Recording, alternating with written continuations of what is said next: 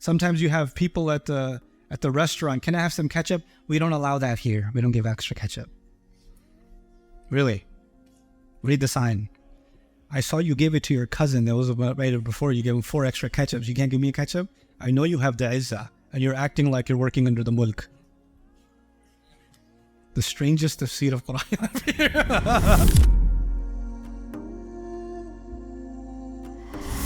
Now, let's move on to Al-Aziz. We've got work to do. So, Al-Aziz is one of the most common names of Allah. It comes from earth, actually. Azza, Azaza, Azaz, Ma'zuza. This is all used for tough ground. Like, earth you can dig into easily. That's not Ard Aziz or Azaz or Azza. But earth that's made of rock and you can't break through, tough earth, that's actually called Azaz. Unbreakable soil. Unbreakable land, like rocky land. That's called Ard Ma'zuza. Farasun Mu'tazza was used. Mu'tazza is the attribute here for a horse that has very strong muscles. Like it's rock solid. It's built like that. That's called Mu'tazza. And then sometimes they had a camel that had a disease where its muscles become stiff, like muscle atrophy, right? And when it became so stiff, you couldn't milk the camel. You couldn't get the milk because its muscles are all tightened up. And that was actually called Naqatun Azuz, because it became so tough. So the common theme you're learning is rocks that are tough, muscles that are tough, muscles that have become stiff. ضيقة الأحاليل, this is mistyped. أحاليل من شدة نسيج لحمها. It's because of the tightness or the atrophy of the muscles, you cannot get milk out of the camel. Okay, Al-Izz also means the elevation of rank. So if you went from internship to manager, to executive manager, to director, you are increasing in izz. You're increasing in your rank in your company. An invincible person, let me explain what invincible here means. Nobody can take you down. Nobody can attack you. Nobody can challenge your position. If you're in an untouchable position, then you are called Al-Aziz. Al-Aziz. One Punch Man in his cartoon show is Aziz. Okay? So if you want to by analogy, if you'd like to, So Superman without kryptonite is Aziz until kryptonite shows up. Or the Hulk or so, I don't know what. But these are examples of somebody who's invincible, can't be broken, can't be defeated, right? And that's called Al-Aziz. Al-Qawi, Al-Shadid, Al-Ghalib, Alladhi la yughlab. There's the strong one that wins every time and cannot be won over. ما لا يمكن, this typo, ما لا يمكن الوصول إليه مثل حصن عزيز. It's also used for something that is impossible to beat. Like they use it for a castle or a fort. Castles used to have these walls outside, right? So that armies can't just walk in. They have to try to beat the wall or break the wall or catapult the wall, to be able to penetrate. But a wall that just won't break and a castle that just won't be, dominated is actually called Hisn Aziz, a fort that is impossible to break through, an impregnable fortress. To strengthen and empower is Azzaza. This is used in the Quran. Like, in Sourate Yasin, there were 3 messengers sent to one nation. Right? إِذْ أَرْسَلْنَا إِلَيْهِمُ اثْنَيْنِ فَكَذَّبُهُمَا فَعَزَّزْنَا بِثَالِثٍ. So from the same word Aziz. We sent them 2 messengers, then we made them stronger with the 3rd one. So to empower is actually the meaning of ta'ziz. And Azza is also used for when you are bullying someone, when you're being tough with someone. From the same rugged, tough, overbearing, it's used, for example, in the story of Dawood alayhi salam, when he was praying in his quarters, and 2 people just showed up in his private quarters, right? And they said, oh, this is my brother. He has 99 sheep. I only have 1, right? And they said, Azzani fil khitab. He used that word, Azzani fil khitab. He's really tough with me, and he's intimidating, and he's overpowering me and bullying me when he talks to me. So Azza is used when you're overpowering someone, and Azza alayhi is also used when you are afflicting or hurting someone. Okay, now, this is just some of the background dictionary meanings of the word. Let's talk about how it's used for Allah in a second. In the Quran, it's used 89 times for Allah. It's quite a bit. It's one of the most common names of Allah in the Quran. 10 other times it's used for other than Allah.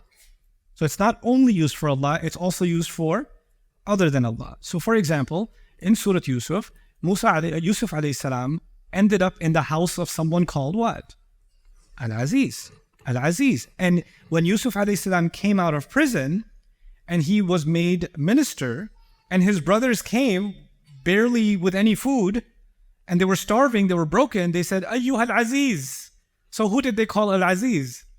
Yusuf. So Yusuf used to be the slave of Al-Aziz and eventually took his job and became Al-Aziz himself. So he was the minister, and that's one of the words in Arabic for the minister. So similarly, there are, in the Quran, Allah describes a person being thrown into hellfire that used to have a lot of power in Makkah. And he says, "Dhuq, taste this hell. Innaka antal azizul kareem." You're the Aziz, right? Please, sir, enjoy this. So this sarcastically, they're being made to taste the punishment of hell because they used to use their power in the wrong way. Al-Aziz also, and this is an observation we will get into when we finish this discussion. 47 of these times, so 89 times altogether, 47 times Allah uses this word with Al-Hakim. Al-Aziz, Al-Hakim, or Azizun Hakim, or Azizan Hakima. So two names of Allah paired together. You should know from my own studies, I'll share with you my own theory on what I find the most convincing approach to studying the names of Allah in the Quran. People say, why don't you do a series on the names of Allah? It's like, if it was that easy. I wish it was. It's not that simple. So here's just some things that you might benefit from that will help you in your own pondering and your own study and your own thinking about the names of Allah. Every name of Allah has a unique identity. So you should ponder Al-Malik by itself, Al-Quddus by itself, Al-Aziz by itself, Al-Hakim by itself. Every one of them has their own unique identity. But then what Allah does is sometimes He puts two of His names together.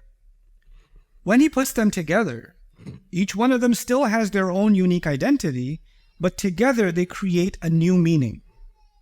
They create a third meaning. So there's the meaning of A, there's a meaning of B, but A and B together create the meaning of C. So there's a C meaning also that happens, like in chemistry, you have one element and two element and they have a chemical reaction and now it's a compound.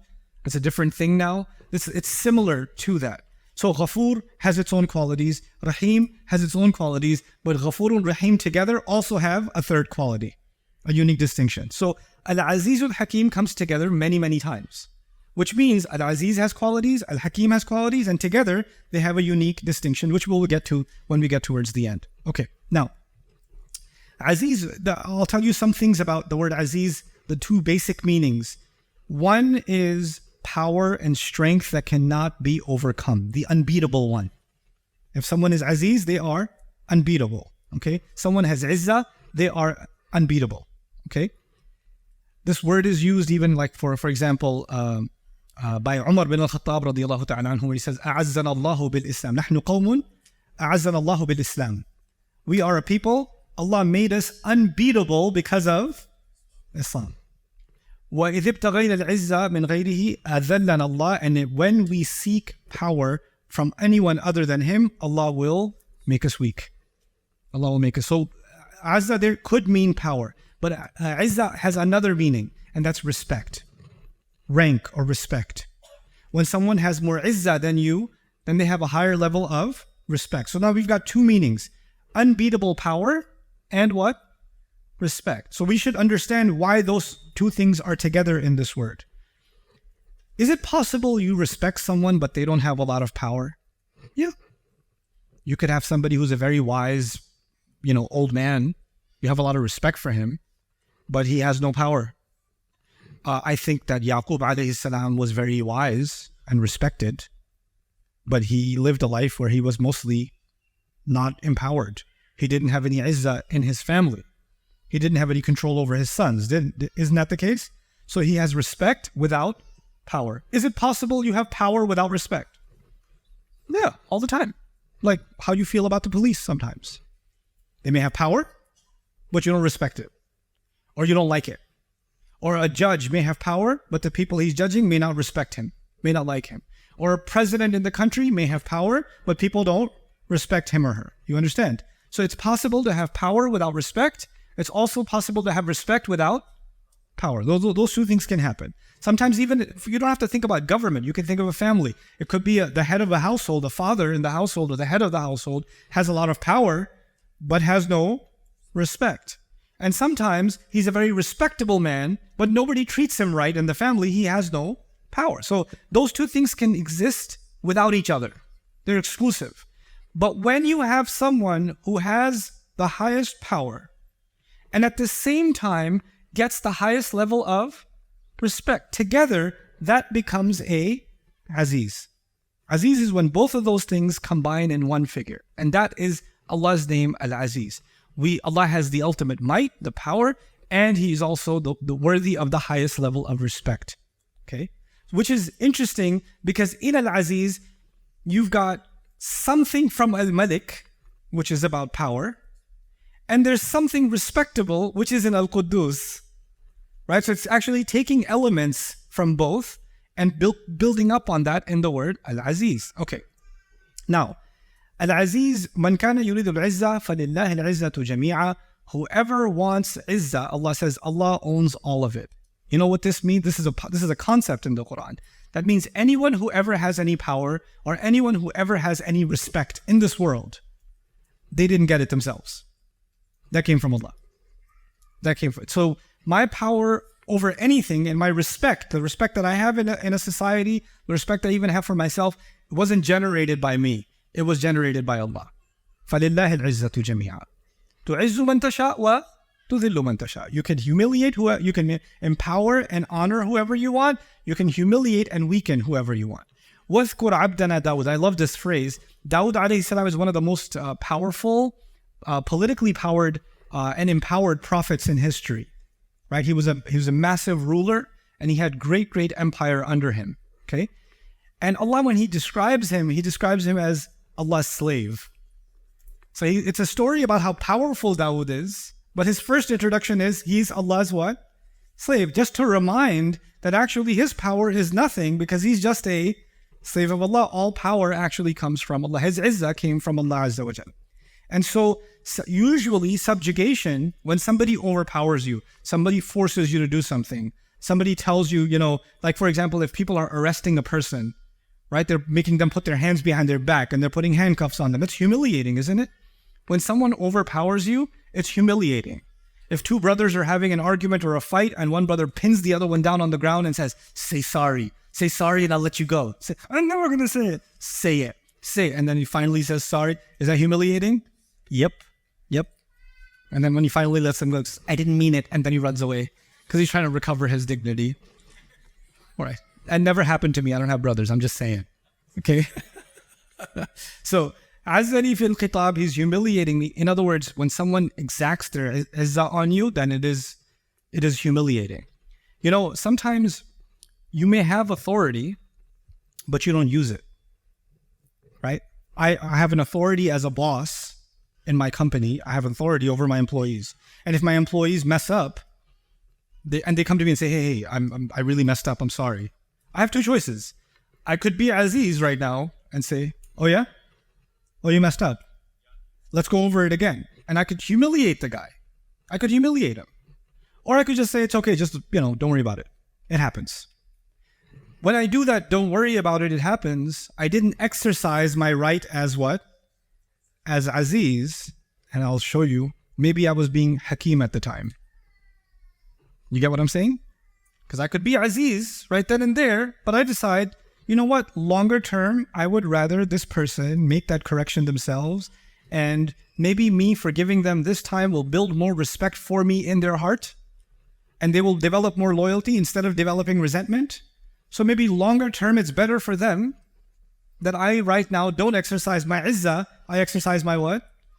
Hikmah. So I choose to step on the accelerator or release the accelerator depending on the next. Do you see how there's a relationship between the two?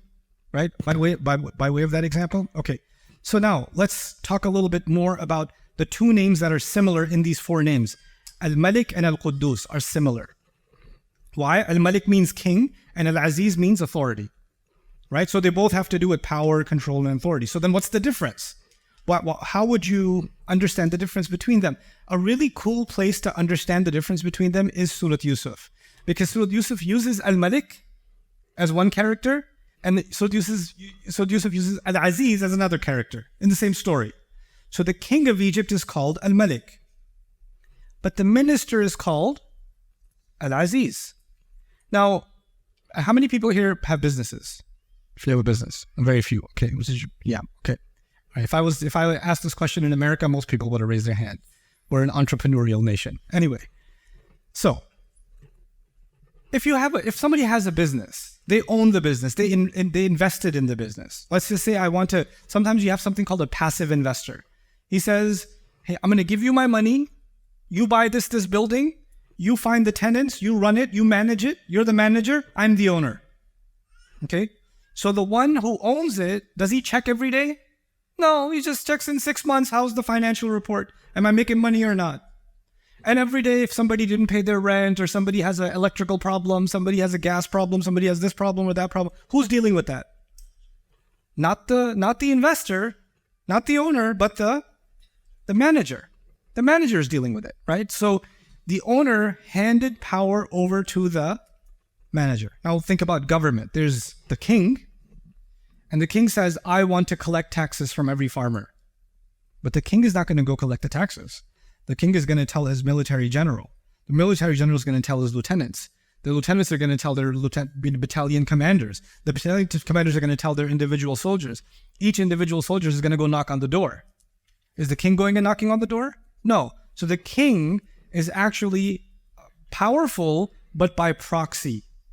Not directly, but it's indirect. You understand? So a lot of times when you deal with authorities, like the police was given the authority by the state, right? So that when the police stops me, it's not actually because of that person's power, it's the power that was granted to him by proxy from the mulk, from the governance. You understand? So the malik, the king, the term is actually about power. That is the top command is issued by the malik, but then it is executed by people in the lower ranks. Now let's go to the lowest rank. Let's go to, let's say, one police officer or one soldier. The king made the order, I want to collect taxes. And then there's, he's A, there's B, C, D, F, E, F, G, H, and all the way down to X is the soldier. At the bottom of that chain of command, all the way almost at the bottom. When he goes to collect taxes, he beats the guy up. Or he takes a little bit less than he should take. Or he takes more than he should take. Why? Because in that moment, who has all the authority? The soldier does. He's actually Aziz in that situation. There's the Malik up there, and there's the Aziz down here. The Aziz is the one who actually exercises his power and exercises his authority. And these are usually two separate things. You have people that run for the presidency or the prime ministership in different countries. They have elections. They say, I will execute this policy, this policy, this policy. They win the power, and then they're not able to implement their own policies because they may have mulk, but they don't seem to have what? Izzah. They're not able to execute because the people under them are not listening to them, or they're not following what they say they should be doing. You understand? When a business is not succeeding, then the owner says, I need new management. Because I have the mulk, but I don't have the what? I don't have the izzah. I need new management because they're going to do better izzah job for me. You understand? So Allah takes both mulk and izzah. He's Al-Malik and he's Al-Aziz. You see why that's powerful? Because now, not a leaf moves without Allah's power and authority. No one gets humiliated or honored except by Allah's command. Teachers, I'll give you one last example. Teachers, there's a policy in the school that if you fail your exam, you will no longer be graduating, right? But that's the policy on top. And the principal has hired the department heads, the headmasters for each department. And then the departments have hired the teachers. And the teacher is the one who actually has authority over the student. And the student failed the exam by 2 points. According to the mulk of the school, this student should be expelled, or they cannot move to the next grade. But the teacher says, hey, just do this extra assignment, I'll give you an extra 2 points. I'll let you pass. Because in the end, who had the izzah? The teacher did. Sometimes you have people at the restaurant, can I have some ketchup? We don't allow that here. We don't give extra ketchup. Really? Read the sign. I saw you gave it to your cousin that was right before. You gave him 4 extra ketchups. You can't give me a ketchup? I know you have the izzah. And you're acting like you're working under the mulk. The strangest tafsir of Quran. But you understand the difference between these two? And how Allah is the highest authority and the most intimate, immediate authority also between both of these names. Why was it important for Yusuf to take over the Aziz role when the king is already there. Because the king does not know how to execute all of these, the crisis, the economic crisis. Who has the capability of doing that? Yusuf alayhi salam. So even though there was a malik, Aziz was needed. This is the concept of kingdom and authority that sometimes gets separated. But Allah doesn't allow for them to be separated. And He says He's Malik and He's also Al-Aziz. Both combined together. Okay? So, now throughout human history, someone seizing power or taking the throne needs to settle into the throne, stabilize the kingdom, establish his authority. One might become Al-Malik and be considered good, Quddus, but still not become Al-Aziz. That's another point. You know, when people become newly appointed, then their government is stable or unstable still? Unstable. They say, oh, let's see how the first 100 days go. Or if it's a new king, let's see if he gets assassinated in the first week. Let's see if his brother kills him. Let's see if his uncle kills him. You know, back in the day, sometimes they would be in the Chinese emperors among them, for example, a 4-year-old would become the ruler. He's just sitting there in his diapers. He's ruling China, you know, because they're like, I don't know who's going to come and kill him. So he's got mulk, but his authority is not settled. It's not actually, he's not invincible. He's not someone who cannot be overpowered. So it's shaky. So he's got mulk, but he doesn't have izzah. Allah is Al-Malik and Al-Aziz at the same time. Okay, so now let's talk about Al-Aziz and Al-Hakim. Actually, let me tell you a little bit about Al-Hakim and then we'll talk about that. And then I'll give you your first break. So Hakama, this is actually, the first word is Hakamatul Insan Wad-Da'ina. Hakama means the chin. There's a weird concept in Arabic. The chin, or this jawbone, is called Hakama for human beings. It's also called that for sheep. And the idea is it holds your face together. It holds your face in place. This isn't there, you know? So, منعها من التفكك والتسيب سواء كانت مادية أو معنوية أو كلاما, meaning something that prevents something else from falling apart. The idea is the chin is keeping your face from falling apart. Okay? It's also, ihkam was also used for when they put the saddle on a horse. Sometimes they put a thing on a horse's chin and then you pull on it. You pull on its neck, right? That's actually an ihkam also. When a building is well structured, so it won't fall apart, the foundations are strong, the pillars are strong, they say uhkimatil bina. Uhkimatil bina. And from it came the word hukum, which you might be familiar with. Hukum means a verdict or a decision. And a hakim is a ruler, right? But a ruler who makes firm decisions, well thought out decisions. From this, we also get the idea of hikmah. Anyone know what hikmah means? Wisdom. The concept of wisdom in Arabic is really interesting. It is actually based on the idea that you've considered all of the factors, and after considering all of the factors, you have an opinion that's very firmly rooted, so that this decision you're making or this idea you have won't fall apart. You know, it's not whimsical, it's not flimsy, it's very well thought out, it's secure, like the chin holding the face secure, right? Or the building being well built. Ideas that are well built, well tested, they don't fall apart. The sum of those ideas become hikmah, they become wisdom. Okay? So he says, Al-hikmatu hiya ma'rifatu afdal al-ashya' bi afdal al-ulum. The best of knowledge, based on the best of knowledge and the best of know-how, you understand how to take the best course of action. That would be hikmah. Hikmah is also used in Arabic for wise sayings. I gotta learn some German wise sayings before I go. Everywhere I go, I have to learn some wise sayings. Like I learned one wise saying in Malaysia. I'm going to butcher it. They say, do it first, say sorry later.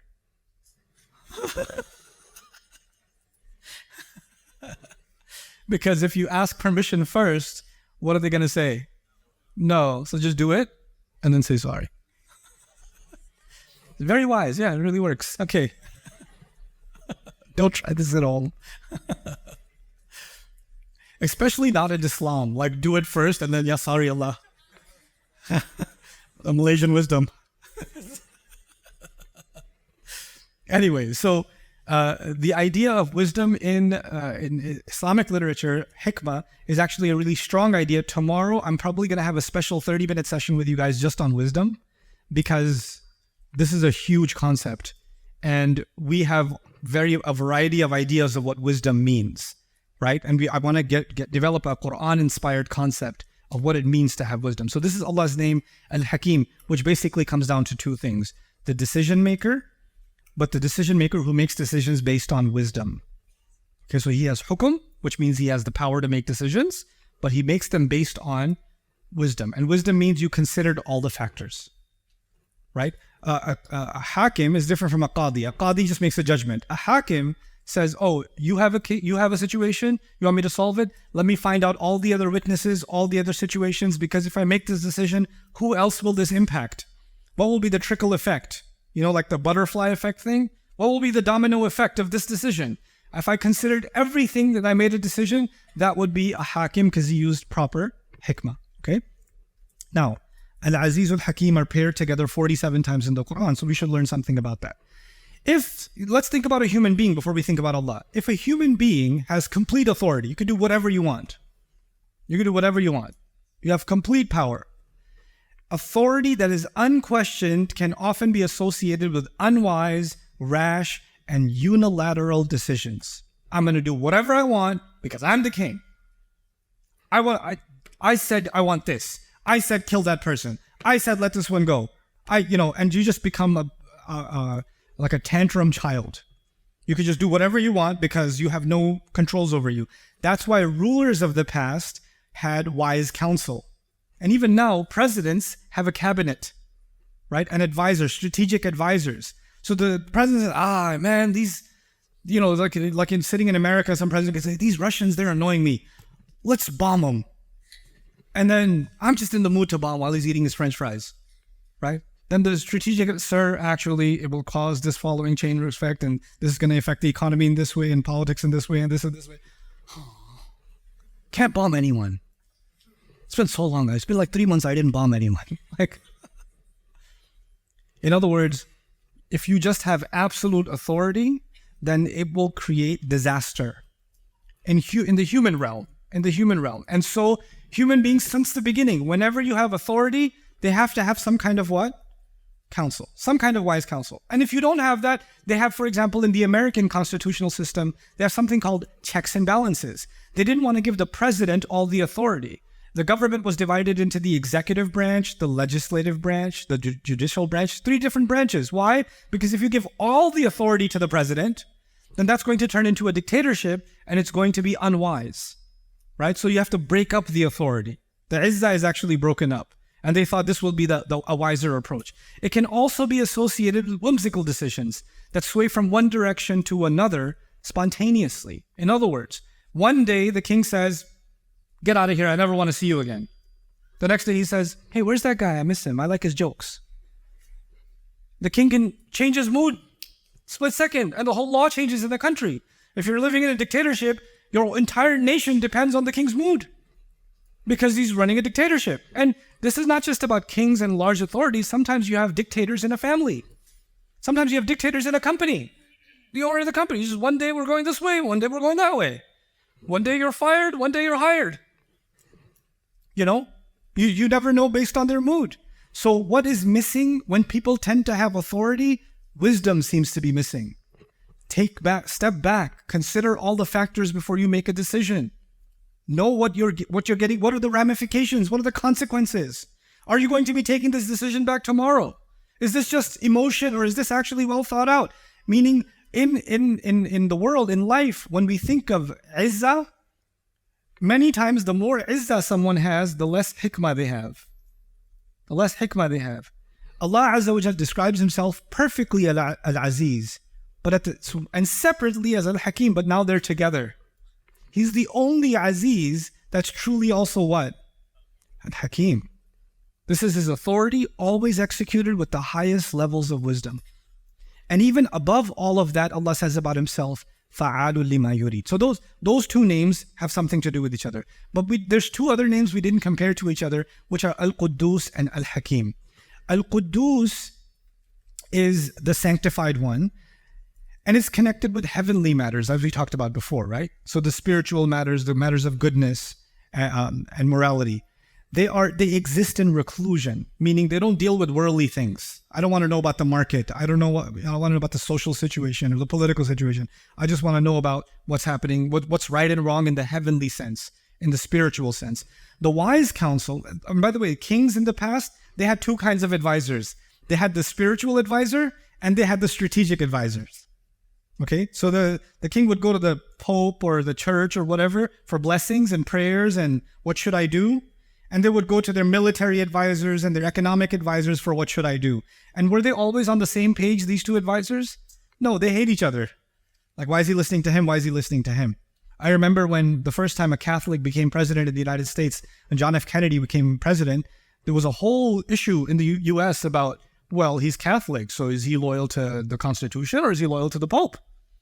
And if he goes and has a conversation with the Pope and the Pope tells him, issue this policy, go against this policy, is he going to follow that or that? Where's his loyalty? Is he going to follow his counsel coming from the Muqaddas side? Or is he going to follow his actual cabinet, the Hikmah side? Two different sides. And so, in a sense, the Muqaddas class concerns itself with the inwardly and the wise counsel with the outwardly. Allah needs no counsel. Allah needs no inwardly. He is himself Al-Quddus and he is himself Al-Hakim. No other king can be this. No other king can be like this. So this, in this way, now you'll understand this point. Kings had two kinds of counsel in the past, spiritual and strategic. Many times the two were at odds with each other. Allah in these names establishes the most complete description of kingdom. His kingdom encompasses righteous holiness, direct authority with invincible power, wisdom and secure governance, taking all factors into account, meaning this is the most perfect kind of kingdom. And on top of that, then you understand what Allah says when He says, فَعَالٌ لِمَا يُرِيدُ. He does whatever He wants. Now when He says He does whatever He wants, it's not like when a human being does whatever they want. This is a higher level of whatever He wants. And so now you come back to tasbih and we end this session. This description covers every flaw that all kingdoms otherwise have. You can have a kingdom that doesn't have the authority. You can have a kingdom that isn't righteous. You can have a kingdom that doesn't have the wise counsel. You can have things missing. But the focus on وَمَا فِي الْأَرْضِ in يُسَبِّحُ لِلَّهِ مَا فِي السَّمَاوَاتِ وَمَا فِي الْأَرْضِ is kinaya, that it is time that people of the world recognize this truth and were introduced to Allah's perfect kingdom. They need to, when they recognize who Allah is, they'll recognize what the perfect kingdom of Allah looks like. There must be some perfect way to introduce them to this king so they too become people of what? Tasbih. If the kingdom is perfect, then that king deserves to be considered perfect. And if you consider someone perfect, what do you do of them? You do tasbih of them. Now you understand the logic of the ayah.